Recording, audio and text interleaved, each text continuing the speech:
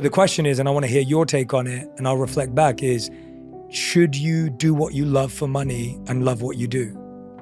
I think this is big myth number two. Number two is follow your passion. I think the reason that this is so espoused, I'll start where I think the idea comes from and then kind of break down from there.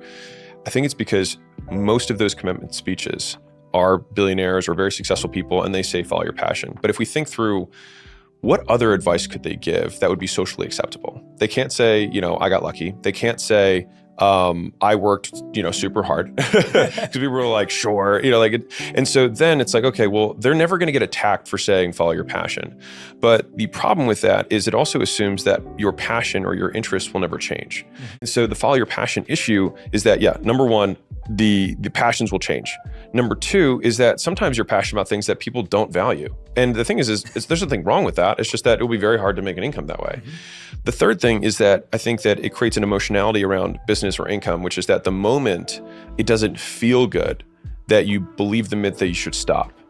When I think that if you and I were to talk about the business side of anything, there are elements that I love and there are elements that I hate. And I see them as both required. I would love to maximize one versus the other, but it's just the cost of doing business, literally. But I try to reframe that pain that comes from doing the things that I don't want to do the things that I do want to do, as the price tag required to become the person that I want to become. And so it's like we lament the price tag for the things that we want. And I think that, at least for me, my ultimate long-term goal is just to become the person that the best version of me, right? And I think that in order for that to happen, I will have to go through pain.